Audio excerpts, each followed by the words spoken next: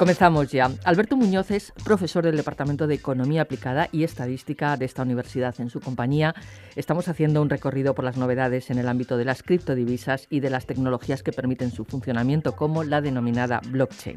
Hoy, en este tercer capítulo de la serie que estamos haciendo durante este curso, vamos a centrarnos solo en las criptodivisas y hacemos un balance de lo que ha ocurrido en el primer semestre de este año y también de las tendencias que se perciben. Alberto Muñoz, bienvenido a nuestro programa de nuevo. Gracias. ¿Qué tal, Isabel?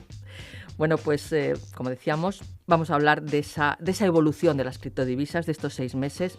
¿Qué es lo que está ocurriendo en el ámbito de las criptodivisas y qué se puede esperar? Bueno, pues si no te acordarás que en diciembre, cuando hablábamos en el anterior programa, pues veíamos que esto era, vamos, el sumum, todo el mundo era feliz, las criptodivisas subían sin parangón, ¿no? Era todo felicidad. Y como cabía esperar, pues después de tanta euforia y tanta felicidad en el mundo de las criptodivisas, pues tocaba la corrección, que era obligada, como sucede en casi cualquier mercado en el que se negocia en activo, ¿no? Entonces, pues bueno, veíamos que en diciembre teníamos, por ejemplo, el Bitcoin en máximos de $20.000 y, claro, después había una corrección del 66% en la mayor parte de las criptodivisas, incluso en algunas de ellas mucho más, ¿no? Entonces, esto es señal de que, bueno, ya hemos llegado a un punto en que se ha estabilizado el mercado y, bueno, pues hemos llegado a unos niveles a lo mejor más razonables, aunque, como hemos comentado en alguna ocasión, es difícil realmente valorar exactamente cuánto vale un activo de este tipo hasta que no tenga una utilidad práctica en la vida real, digamos, ¿no? De momento todo son expectativas lo que se está negociando en estos mercados. Lo que sí que me gustaría comentar es, pues bueno, dentro del ranking de las 20 primeras criptodivisas por capitalización, cómo ha variado un poco la cosa. Y si revisamos el ranking comparándolo ahora con diciembre, pues vemos que realmente no ha habido muchas variaciones, lo cual es curioso, ¿no? Sí que ha salido alguna, pero más allá de eso, pues en el top 4, ¿no? Las 4 más grandes, pues siguen estando Bitcoin, Ethereum, Ripple y Bitcoin Cash, que son las que parecen más prometedoras ahora mismo, ¿no? Sí que es curioso, por ejemplo, que Ripple, pues en diciembre lo veíamos con 76.000 millones de capitalización y ahora mismo le queda una tercera parte de eso. Es una barbaridad si lo pensamos, ¿no? Pero bueno, esto es así, el mercado se negocia y los precios suben y bajan, lógicamente, ¿no? Luego también, como curiosidad, pues comentar que en el ranking de las 20 más importantes por capitalización han entrado 4 criptodivisas, de las cuales veo 2 que son un poquito humo y 2 que van a tener una aplicación práctica bastante interesante. ¿Qué serían, por ejemplo? Pues te comento. Las 4 que han entrado así nuevas en el ranking de las 20 mejores son Tether, VeChain, Binance Coin y Ontology, ¿vale? Las dos que no me gustan, o que veo que no van a durar mucho en ese ranking, son Tether y Binance Coin. Porque Tether, creo que lo comentamos ya en algún programa, es una cripto que pretendió adelantarse a la Reserva Federal de Estados Unidos emitiendo una cripto que pudiese cambiarse $1 por un Tether, ¿vale? Es como una especie de dólar electrónico. De hecho, su código es USDT, ¿vale? ¿Qué ocurre? Que la compañía que emite Tether está relacionada con un exchange americano que se llama Bitfinex. Entonces, ¿qué ocurre? Claro, parece que hay intereses ahí, o hay cierto conflicto entre que un exchange negocie criptodivisas y otro exchange o otra empresa emita una divisa que equivale al dólar para luego cambiarla y poder operar en los exchanges. Entonces, ahí hay una historia un poco rara, porque se les ha acusado en algunos medios a Bitfinex de engordar, digamos, el precio del Bitcoin. Y lo que lo hacen además precisamente moviendo dólares dentro de Tether, que lo van metiendo y sacando del mercado para hacer subir el valor. Además, el gran problema es que Tether a día de hoy es una compañía que no está auditada. Es decir, ellos dicen, sí, tenemos, pues, por ejemplo, que yo tenía por aquí la cifra, aproximadamente 2.500 millones de capitalización, que no es mucho en el mundo de las criptodivisas, pero bueno, es una cantidad respetable. Y dices, ya, pero ¿quién ha auditado eso? ¿Dónde están esos dólares? ¿Es verdad que si yo ahora mismo quiero convertir mis Tether por dólares lo puedo hacer sin problema? ¿Tenéis esa cantidad para respaldar lo que habéis emitido? Es la que nadie sabe ahora mismo. Entonces es un problema. De todas formas, esto lo comentaremos un poco más adelante. Binance Coin, lo mismo. Binance Coin, hay un exchange de origen chino que se llama Binance y han emitido una criptodivisa propia para cambios internos dentro del exchange. Entonces, pues lo mismo, es una cripto que realmente utilidad más allá de ese exchange, fuera de ella, no tiene ningún sentido, con lo cual tampoco creo que dure demasiado, durará lo que dure ese exchange y lo que crezca el exchange en sí, ¿no? Sin embargo, hay 2, fíjate, VeChain, VeChain, ¿vale? Escrito, que lo que hace, esto es muy curioso, tiene una aplicación en la vida real, de hecho se está utilizando ya y hay acuerdos con diferentes empresas y en China se está utilizando bastante. Lo que hace VeChain es almacenar, digamos, mediante una serie de plaquitas que se llaman RFIDs, es decir, unas placas que se adhieren a los productos y van registrando a lo largo de la cadena de producción por dónde ha ido pasando el producto. Esto es muy interesante porque nos permite certificar el origen de cualquier producto y qué calidad tiene, por dónde ha pasado, cómo se ha transportado, etcétera, etcétera. Y esto ahora mismo se está utilizando ya en la vida real. O sea que es un proyecto que le veo cierto futuro porque mediante blockchain estamos garantizando la calidad y la fiabilidad de un producto. No, desde luego, la aplicación del blockchain ahora mismo es indiscutible. Sí. Pero atenta porque está la que ha entrado nueva, ha entrado recientemente, que es Ontology. Ontology lo que pretende, el objetivo es muy ambicioso, es poder certificar mediante blockchain la identidad de alguien o de una empresa o de una persona, los datos, balances contables, etcétera, e incluso crear un sistema de puntuaciones de crédito, de credit scoring, para temas de negociación entre empresas, que realmente tú sepas con quién estás hablando y a qué te puedes esperar, ¿no?, de esa compañía. Entonces, esto sería un poco lo que ha sucedido en el ranking de criptodivisas, en cuanto a movimientos, precios, etcétera, ¿vale? Luego, aparte de eso, ha habido muchísimas noticias en el primer semestre de año, y algunas de ellas bastante relevantes. De hecho, yo creo que la coyuntura no ha ayudado mucho a que los precios de las criptodivisas subiesen tampoco demasiado, lógicamente, ¿no? Aparte de lo que decíamos, de toda la euforia y la alegría previa que veníamos viendo a finales del año pasado, pues ahora encima, claro, han venido algunas noticias que no ayudan al sector. Si quieres saber, te las resumo brevemente, hay aquí unas cuantas, son muy interesantes. Por ejemplo, no sé si sabías que a comienzos de año muchísimos bancos se negaron a admitir la entrada de dinero procedente de los exchanges. Pues esto es muy curioso. Fíjate, en Estados Unidos, por ejemplo, Bank of America y JP Morgan, luego Lloyds en Reino Unido, el Santander en Portugal, no en España, que yo tenga constancia. En Australia, los 4 principales bancos también se negaron a dejar entrar dinero procedente de los exchanges y también a enviarlo, ¿vale? Esto lo voy a dejar abierto ahí porque luego seguramente lo vamos a comentar de nuevo, pero el motivo, bueno, hay mucha miga, más de la que pueda parecer. Y también ya para remate, Mastercard, lo mismo, ha dicho que con sus tarjetas que no se envían transferencias a ningún sitio de criptodivisas. Entonces, bueno, parece que hay un movimiento que ya digo, vamos a dejarlo un poco abierto, un poco suspenso y sabes si te parece bien para un poquito más adelante. Sí, porque aparentemente también hay otras noticias que dicen que se está consolidando de alguna forma y que se empieza a contemplar incluso de forma institucional la utilización de las criptodivisas. Pero más que de las criptodivisas, del blockchain, de la tecnología. De hecho, efectivamente, es una noticia que iba a comentar también. BBVA, en el primer semestre de este año, lo que ha hecho es emitir el primer préstamo usando blockchain. No tengo los detalles técnicos ahora mismo, ¿vale? Pero BBVA además está apostando muy fuerte. De hecho, si no recuerdo mal, está aprovechando la tecnología de Ripple para hacer transferencias ya. O sea que, efectivamente, como bien dices, se está aprovechando. Pero, claro, aquí ya puedes decir, es que aquí hay un conflicto entre dos mundos, ¿no? Están los bancos privados comerciales que quieren la tecnología, pero no quieren ceder cuota de mercado frente a estas cosas nuevas que aparecen. Y están los defensores a ultranza, ¿no?, de las criptodivisas que quieren, pues eso, acabar con el intermediario, que es el banco. Entonces, aquí hay una lucha interesante. De todas formas, luego comentaremos un poco, ya te digo, aquí hay una cosa que va muy relacionada con otro aspecto que vamos a ver más adelante. Luego, otra noticia que fue un poquito bomba y que hizo bastante daño al tema de las criptodivisas fue que en Corea del Sur se prohibía la operativa anónima en los exchanges, es decir, había que identificar uno por uno a todos los usuarios. Eso implicó pues, que algunos exchanges tuvieran que incluso cerrar o cancelar temporalmente operaciones hasta que tuviesen identificados a todos los usuarios, etcétera, ¿no? Entonces, bueno, a ver, yo no lo veo mal. O sea, yo creo que alguna vez lo he comentado ya aquí en Antena, y es el hecho de que creo que es necesario identificar a los usuarios. O sea, no veo, o sea, si no vas a hacer nada malo, no creo que haya ningún inconveniente que te identifiquen. Sí es verdad que si lo llevamos al terreno filosófico, dices la privacidad, el anonimato, etcétera, pues claro, yo quiero que nadie sepa quién soy ni lo que hago, ¿no? Yo quiero tener mi propia intimidad. Y ahí es donde entramos en esa es la filosofía de partida de este tipo de monedas, claro, efectivamente. de divisas. El movimiento cypherpunk que hablábamos en los primeros programas, efectivamente, parte de esa base, ¿no?, de privacidad total, absoluta, y no quiero que el Estado se meta en mis cosas. Pero bueno, también hay que tener cierta responsabilidad, porque eso abre la puerta a comportamientos, en fin, que no son del todo éticos o ilegales, evidentemente también, ¿no? Entonces, bueno. Más cosas también, aparte de todo lo que hemos visto de los bancos, Mastercard y demás, pues Google también dijo, no, se acabó la publicidad de las criptodivisas y de las ICOs, de las ICOs. Recordatorio rápido para los que no se acuerden qué son las ICOs, son las ofertas públicas de criptodivisas. Es decir, cuando una criptodivisa nueva se va a emitir y va a salir al mercado, pues tú puedes participar en una venta previa, que eso es la ICO, ¿no? Entonces Google, pues bueno, decidió prohibir todo esto porque consideraba que en términos legales publicitar esto sin saber si está bien regulado o no, si es una estafa o no lo es, pues evidentemente no querían meterse en líos. Luego, pues ha habido noticias también de diferentes ataques y robos por parte de hackers a exchanges y demás. Y bueno, la verdad es que ha habido bastantes historias de este tipo en el primer semestre.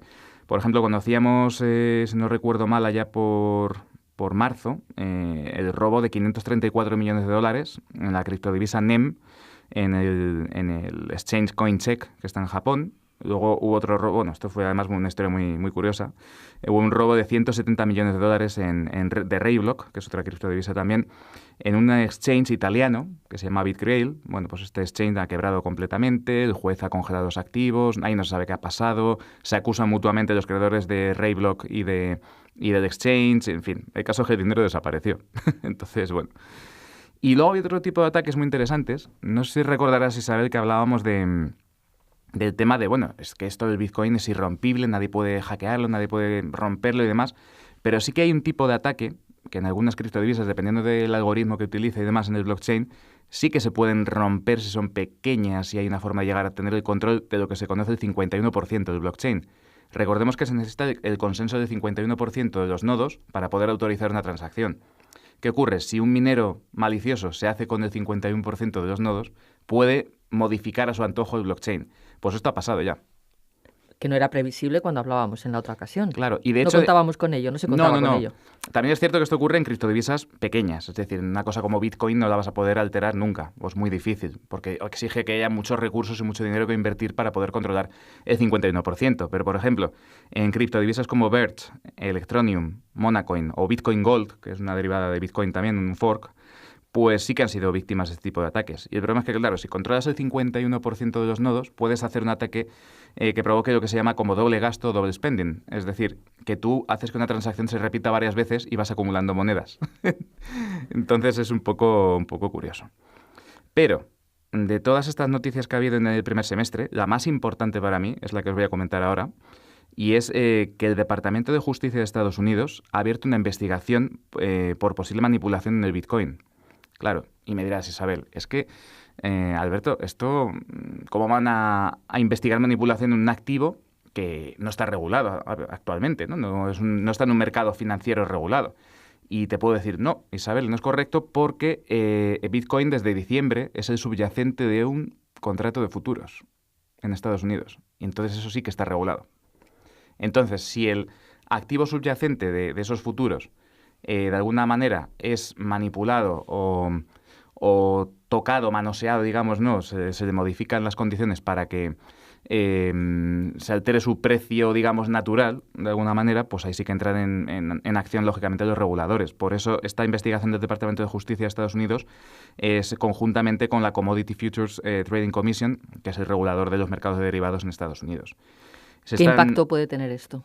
Pues nada positivo, eso está claro. O sea, yo creo que aquí es donde se puede destapar la madre del cordero, es decir, que pillen a los que están manipulando aquí o los que han hecho prácticas ilegales en los mercados, o que finalmente no pase nada. Pero yo creo que, bueno, podemos tener un susto y no descartaría, hablando al hilo un poco de lo que decías, previsiones para el próximo semestre, perdón, pues yo creo que esto puede afectar si se destapa algún escándalo gordo. Puede afectar y bastante negativamente. Además, generalmente Bitcoin, digamos, es un poco el indicador líder de todo el sector de las criptodivisas. Si algo afecta a Bitcoin, va a afectar al resto. Se lleva el mercado por delante. Entonces, bueno, cuidado con esto. De momento, me consta que hace unos días han citado a declaración a los 4 principales exchanges de Estados Unidos, porque dicen además que podrían estar ahí haciendo movimientos un poco oscuros. No sabemos muy bien qué ha pasado ahí. Lo cierto es que se ha abierto una investigación y eso puede terminar pues incluso con responsabilidades penales de algún miembro o de los exchanges, ¿no? Entonces, bueno, atentos a esa noticia porque puede haber consecuencias. Alberto Muñoz, vamos a hablar también de movimientos corporativos que se están produciendo en Wall Street. Parece que están un poco contrarios en la línea de lo que está comentando ahora. Parece que se va a producir el desembarco de muchos brokers y fondos en este terreno. Sí, es curioso, pero a la par que vemos cómo hay pues eso, ataques, robos, malas noticias y demás, a la par en Wall Street, misteriosamente, y esto espero entenderlo algún día porque está pasando, se están lanzando a entrar en el mercado de las criptodivisas. Por ejemplo, a finales de febrero veíamos como una empresa que se llama Circle, que dicho así diréis, bueno, esta es una empresa que se dedica, si investigáis un poco, se dedica a micropagos entre móviles y poco más, pero está respaldada por Goldman Sachs. Entonces aquí ya cambian las cosas, ¿no? Pues compraban Poloniex, que Poloniex, si no recuerdo mal, es el sexto exchange del mundo de criptodivisas, uno de los más grandes, y bueno, se gastaban 400 millones de dólares. Es decir, ahí hay interés. Y después, con Poloniex, una vez comprado, lo que han hecho es pedir licencia de broker e incluso dicen que se están planteando pedir licencia bancaria. Entonces aquí quizás es donde encontramos un poco el nexo entre lo que decías, ¿no? El mundo de los bancos y el mundo de las criptodivisas unidos en algún punto, ¿no? Ahora, no sé muy bien qué intenciones hay detrás de esto, o sea, cuál es el plan de negocio que existe aquí, porque, claro, como decíamos, son como dos mundos incompatibles, ¿no? Juntarlos es un poco... En fin. Luego también se conocía hace poco que la Intercontinental Exchange, que es la matriz de la Bolsa de Nueva York, también está planeando lanzar un segmento de mercado donde negociar criptodivisas, siempre accesible, eso sí, para inversores institucionales. O sea, no sería accesible para particulares. Ahí lo que pretenden es crear un mercado en el que se puedan negociar swaps de intercambio de dinero fiat, dinero normal, por bitcoins, por ejemplo, ¿vale? Fidelity, una de las mayores gestoras del mundo, también está preparando un exchange para grandes inversores. LMAX, que es otro de los grandes, vamos, es la principal plataforma de negociación de divisas en Europa, pues ha anunciado que va a lanzar una cosa que se llama LMAX Digital, ¿vale? Donde también se van a negociar criptodivisas entre institucionales. Chicago Mercantile Exchange, que es el mayor mercado de derivados del mundo, que ya sabéis que tiene los futuros sobre Bitcoin, pues ha anunciado que va a lanzar ya el cálculo de un precio de referencia para Ethereum, lo cual parece anticipar que podría haber futuros sobre Ethereum en breve. Es decir, sería ya el segundo contrato de derivados para una criptodivisa. Esto parece que se mueve, ¿no? Aquí hay movimientos.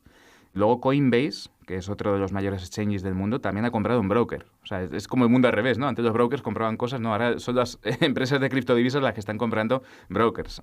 Y luego hay una gestora que se llama Vanek, ¿vale? Que junto con una startup llamada SolidX Management han pedido aprobación a la SEC para lanzar un ETF.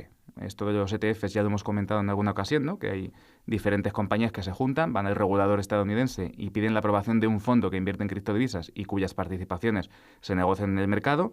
Ha habido varios intentos, no los han aprobado, pero hay una diferencia sustancial. Y es que todos los intentos previos se han producido antes de que hubiese mercado de derivados, mercado de futuros. Pero es que ahora sí que hay un sistema de gestión de riesgo utilizando derivados. Con lo cual, este ETF, que además han dicho que el valor de partida son $200.000 por participación, es decir, está restringido a grandes inversores, pues sí podría tener, digamos, un... ¿ETF qué significa? Sí, son las siglas de Exchange Traded Fund, es decir, es un fondo negociado en bolsa. En España también tenemos, por ejemplo, pues eso, fondos que replican el IBEX y los puedes comprar y vender en tiempo real como si fueran una acción. Básicamente es eso. Hay una noticia que yo, repasando noticias para preparar la entrevista, he leído: la moneda digital del Banco de Inglaterra sigue adelante. ¿Hay algún tipo de movimientos institucionales, como le preguntaba también hace un momento, que estén apostando definitivamente por esta cuestión? Sí, hay diferentes planes. De hecho, en varios países, vamos a poner 3 ejemplos, de Inglaterra que comentas. En Reino Unido se quiere hacer la libra electrónica y el presidente del Banco de Inglaterra se ha mostrado muy dispuesto a ello. En Rusia hay un borrador del criptorrublo apoyándose la tecnología además de Vitalik Buterin, el creador de Ethereum. Y en China, que ha renegado completamente de las criptodivisas y las ha expulsado del país y no quiere saber nada de ellas, ahora le tiene mucho interés en el blockchain, porque quiere introducirlo en su economía para muchísimas cosas, no solo para crear una divisa. Entonces sí, no, es un movimiento que yo creo en el tiempo pues sí que se puede generalizar y que al final, pues como comentábamos en algún programa, el dinero de bolsillo que llevamos ahora mismo en la cartera, los billetes, las monedas, sean cosa del pasado. Bien, vamos a hablar ahora de regulación, si le parece, y de tributación, y especialmente en España.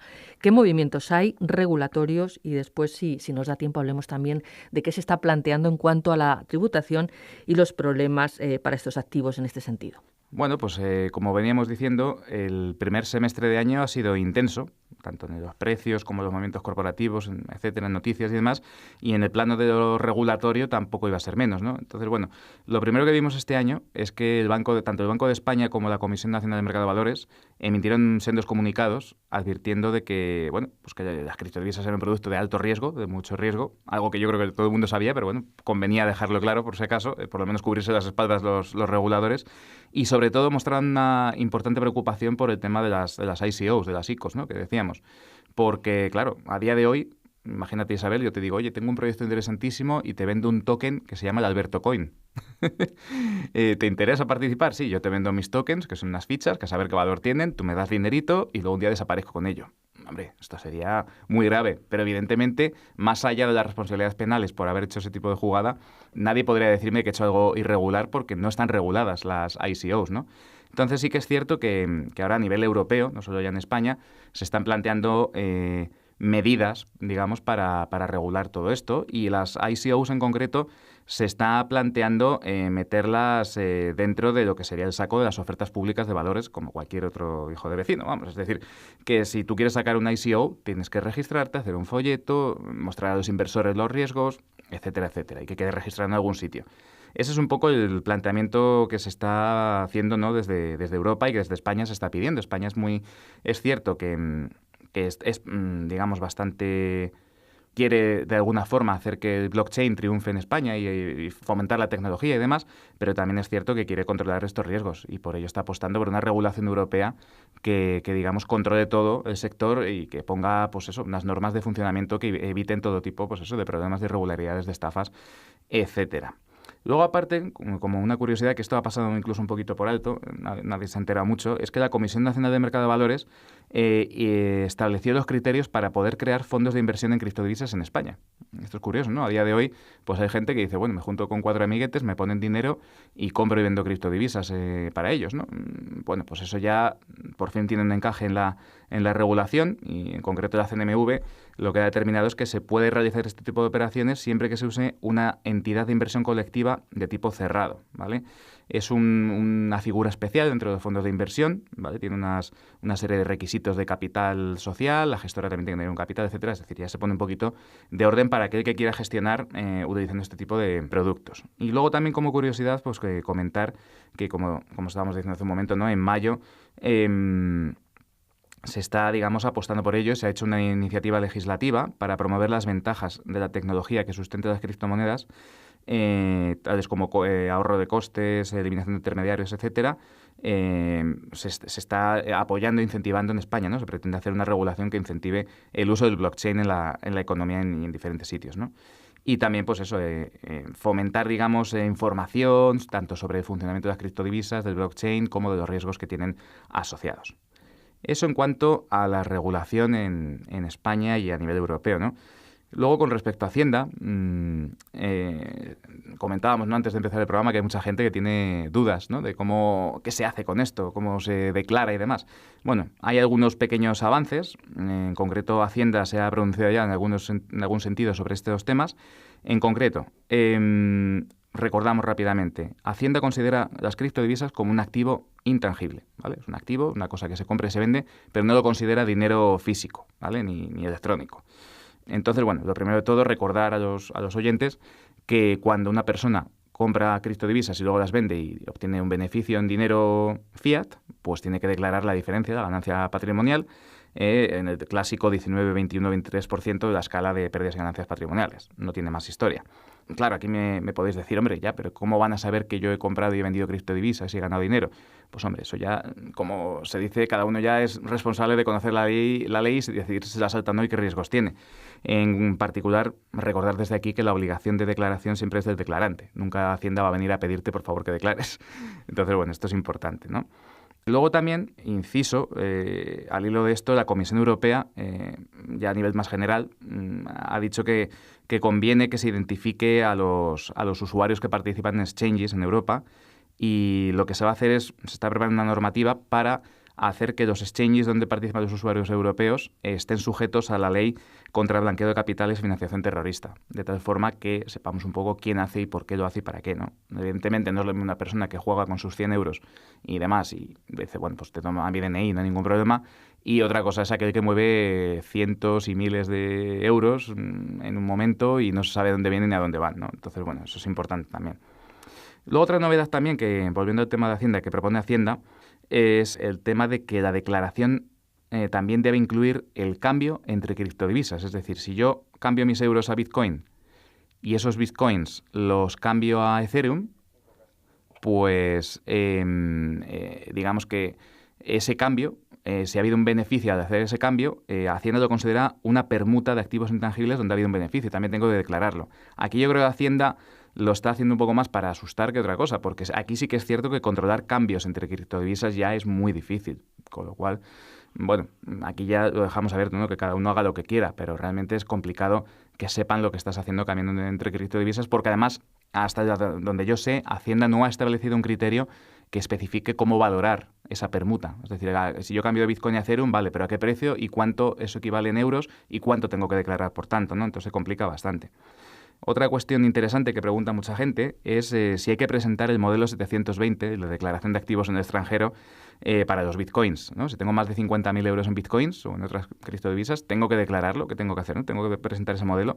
Bueno, la respuesta de Hacienda, que ya está por ahí en alguna consulta vinculante, es que no. Porque se presupone que los bitcoins y otras criptodivisas están en un mundo electrónico sin ubicación geográfica. O sea, esto, bueno, para los que tengan mucho dinero metido en criptodivisas, pues es una cierta tranquilidad. No tienes que presentar el 720. Lo que sí que hay que presentar es el impuesto del patrimonio si se tienen más de 700.000 euros en criptodivisas, ¿vale? Esto es importante. Y aquí hay una cuestión también que no se nos puede escapar, y es un poco que cuando uno presenta la declaración y habla de estos bitcoins y demás, tiene que poder justificar el origen legal de los mismos. Esto también es muy importante, ¿vale? Es decir, tenemos que guardar copia de las transferencias, los recibos del exchange donde ha ido el dinero, donde ha vuelto, etcétera, etcétera. Entonces aquí viene al hilo, y es un poco ya respondiendo a lo que veíamos hace unos minutos sobre el tema de por qué los bancos y Mastercard no estaban permitiendo o no estaban aceptando depósitos que viniesen de exchanges. La historia es, claro, si tú te coges la normativa, el blanqueo de capitales, claro, si a mí yo tengo una cuenta bancaria y de repente me entran 5 millones de euros, aunque sean de bitcoins que yo he comprado y he vendido legalmente, ¿cómo lo justifico, no? Entonces el banco, ante la duda, se cubre las espaldas y dice, no, ese depósito no te lo acepto, lo devuelve o te dice, mira, cierra la cuenta, sácalo, haz lo que sea, pero yo aquí no te quiero como cliente, porque estás haciendo algo que me parece un poco raro. Aquí, claro, hay una doble vertiente. Dices, por un lado es verdad que el banco tiene que cubrirse las espaldas y acude a la regulación sobre blanqueo de capitales, pero a la vez dices, claro, es que a los bancos no les interesa este negocio de las criptodivisas tampoco demasiado, más allá de la tecnología que hay detrás. Entonces, a ver si están poniendo trabas para que este mundo no se desarrolle. ¿Y dónde dejas tus criptomonedas? Claro. Aquí lo interesante sería que esas criptodivisas realmente tuvieran utilidad práctica en la economía y no tuvieses que andar haciendo esos cambios, ¿no? Pero claro, para que pase eso, tiene que haber alguien, como ya decíamos, Amazon, que había rumores de que iba a aceptar bitcoins, al final no pasó nada, pues eso, tiene que haber una utilidad práctica en algún minorista grande del mundo, ¿no? Hoy por hoy, quitando alguna pequeña iniciativa que hay en Estados Unidos, no hay nada. Entonces, bueno. Y ya por último, para terminar el tema de Hacienda, una cosa que también se pregunta mucho a la gente es cómo tienen que declarar los mineros sus ganancias, ¿no? Porque en el caso de los mineros es más complicado. O sea, yo pongo una máquina, un ordenador, una tarjeta gráfica a funcionar y voy generando bitcoins por participar en el blockchain y yo recibo un porcentaje, un pago, ¿no? También en bitcoins. Eso evidentemente no ha habido una ganancia patrimonial porque no he comprado y he vendido, sino que me vienen de la nada, digamos, ¿no? Entonces eso se considera, para los que no lo sepan, actividad económica, ¿vale? Por tanto, teóricamente un minero que gane bastante dinero con el tema del minado de bitcoins debería darse de alta como autónomo. Eso que quede claro. Siempre que sean ganancias importantes. Evidentemente por 100 euros, no sé yo si merece la pena. Bueno, pues no tenemos más tiempo. Seguiríamos preguntando muchas cuestiones, Alberto Muñoz. Quería cerrar simplemente porque hay otro tema del que se está hablando últimamente, sobre el impacto medioambiental de la minería de Bitcoin debido al consumo de electricidad por esta enorme red de ordenadores funcionando constantemente. ¿Esto es así? ¿Ese impacto es real? Sí, ahora mismo es así. De hecho, recomiendo a los oyentes que visiten una página que se llama bitcoinenergyconsumption.com, ¿vale? Si buscáis gasto energético Bitcoin, os sale rápidamente en Google. Y a día de hoy, pues el consumo eléctrico anual de minar los Bitcoins está situado entre dos países que son la República Checa y Chile. Es decir, el consumo anual ya es equivalente a más o menos a esos dos países. Y si seguimos la tendencia actual, pues llegaremos a final de año a los 125 teravatios hora anuales, lo cual equivale a países como Polonia o Turquía. Y ojo, eso equivaldría además a estar en el puesto 22-23 de los países, ¿vale? De más consumo. Con lo cual ya estamos hablando de cifras importantes. Sí es cierto que bueno, es evidente que esto se ha ido de madre, de que El negocio del minado está buscando además, pues eso, países como Islandia o Canadá, donde hace frío, la electricidad es más barata, etcétera, etcétera. Pero es cierto que como esto continúa así, pues lógicamente se va. O sea, es que puede ser una cosa exagerada. Además, hombre, alguien me puede decir, no, es que a lo mejor los bancos y los emisores de tarjetas gastan más electricidad. Pues no, tampoco es correcto, ¿no? Digamos que Bitcoin gasta pues 10 veces más una transacción de Bitcoin que 100.000 transacciones con tarjetas Visa en consumo energético, el procesado de esas operaciones, ¿no? Y que, claro, estos son los riesgos que tiene el uso de un proceso descentralizado por muchísimos nodos, en lugar de tener un intermediario único. Y no hay forma de ahorrar en ese proceso. Sí se ha propuesto, hay una forma, pero claro, implicaría cambiar completamente el funcionamiento de Bitcoin, que sería cambiar el concepto de Proof of Work, que ahora mismo es yo participo en la red, gasto energía y obtengo un beneficio a cambio de ello, por lo que se llama el Proof of Stake. El Proof of Stake o prueba de participación lo que hace es algo mucho más sencillo y es, como yo creo en esta criptodivisa, apuesto, participo en el mercado dejando mis criptodivisas ahí y eso me da derecho a autorizar transacciones. Entonces el consumo energético es infinitamente menor porque no depende ya de que resuelvas un acertijo criptográfico, sino que depende de la participación que tengas tú en ese mercado y tus recursos van destinados simplemente a autorizar transacciones porque participas en ese mercado. Bien, pues muchísimas gracias, Alberto Muñoz. Decíamos, es profesor del Departamento de Economía Aplicada y Estadística de esta universidad, por ayudarnos a entender un poco más estas cuestiones relacionadas con las criptodivisas, con esta tecnología, el blockchain, etcétera. Un campo en el que estamos todavía sabemos poco, pero usted nos ayuda con su explicación. Muchísimas gracias. Hasta una próxima ocasión. A ti, Isabel.